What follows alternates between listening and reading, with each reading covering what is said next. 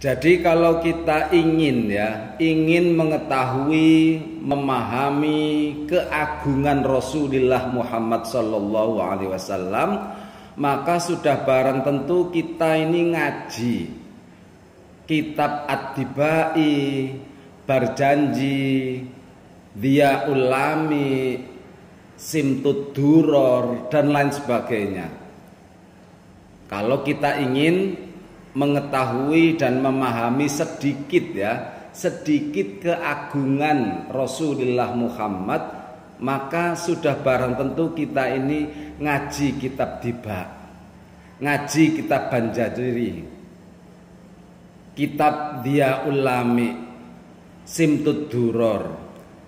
Cuman kita ini kan keterbatasan waktu, atau memang pengetahuan kita terbatas, maka ada langkah yang aman dan nyaman bagi kita masyarakat awam. Ngaji Dhiaul Lami ya nggak bisa, ngaji Simtud Duror ya nggak bisa, ataupun seandainya bisa tapi tidak ada waktu yang cukup, maka ada tips, langkah. Di antaranya adalah mencontoh salafus sholihin tempo dulu, meniru salafus sholihin tempo dulu. Bagian dari dalil betapa pentingnya kita mengagungkan Rasul. Kita lihat testimoni beliau-beliau itu.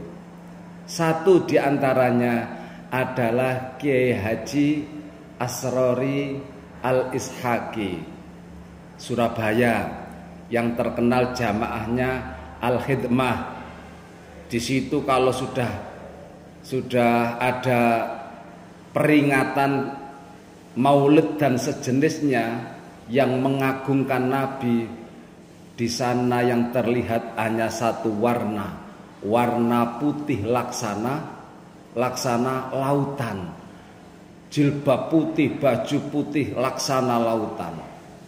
Begitu pula dekorasinya lebih mewah daripada singgasana sang pengantin. Itu kalau jamaah Al-Khidmah bila mengadakan sholawatan. Ini kan bagian dari uswatun hasanah.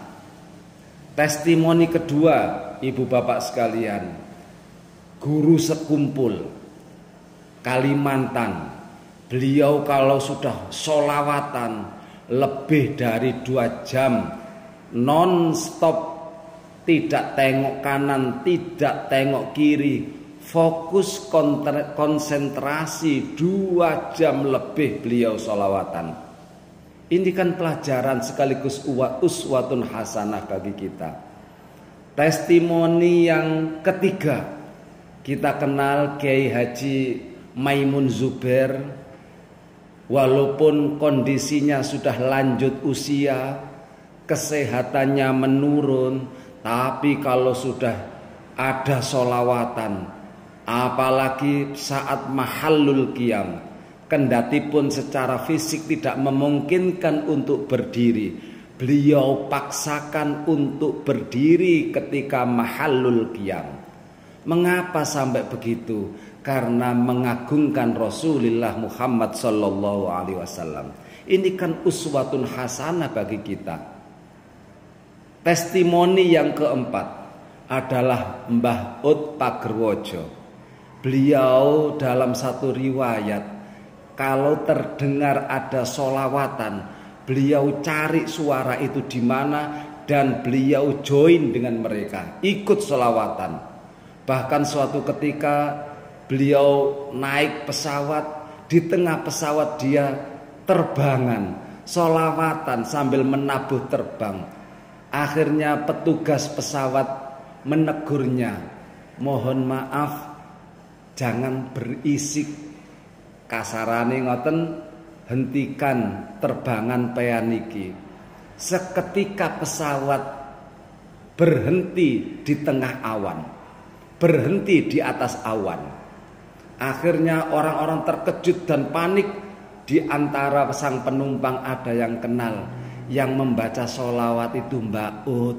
Jangan coba-coba untuk menegurnya, jangan coba-coba untuk menghentikan beliau sholawatan. Biarkan saja dia sholawatan. Akhirnya petugas menyampaikan kepada Mbak Ut, dipersilahkan untuk membaca sholawat kembali, dan pesawat akhirnya melaju kembali. Inilah testimoni salafus sholihin dalam hormat dan mengagungkan Rasulullah Muhammad. Ini kan uswatun hasanah bagi kita.